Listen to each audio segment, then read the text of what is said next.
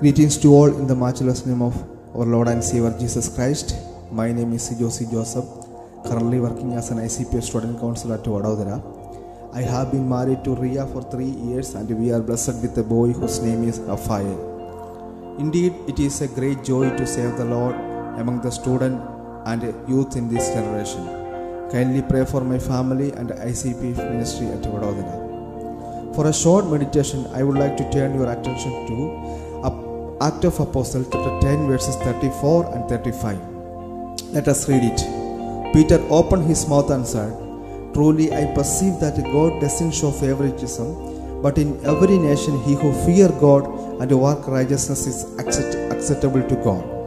The Act of Apostles is a historical book written by Luke to give more detail about the person and work of Christ Jesus through some historical events. Based on scripture portion, I would like to entitle this short message as God shows no favoritism. Today in this world we can see some of us are showing favoritism on the basis of caste, color, region, language, etc. But in the book of Acts 10, writer emphasizes God's love to all the humankind. God's love to all the humankind. The two main characters of these chapters are Cornelius and Peter. Cornelius was a centurion in the Roman army. He is a righteous and God-fearing man who is respected by all the Jewish people. He wanted to know more about God and to being loved by God. Peter was a disciple, but he was a man stuck on his tradition and culture. His tradition and culture would not allow him to actively involve in the life of people of other faith. But the life-changing incident of Cornelius taught Peter that God does not show favoritism, but rather God loves all the people in the world.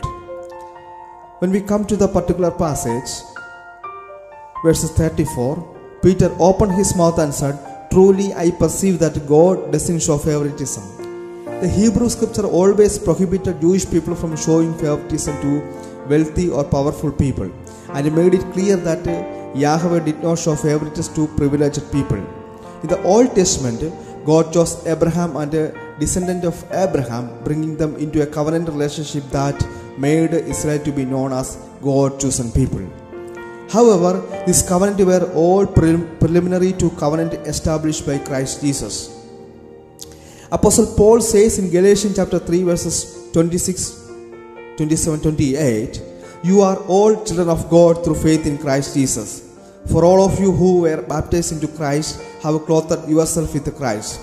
There is neither Jew nor Greek. There is neither slave nor free.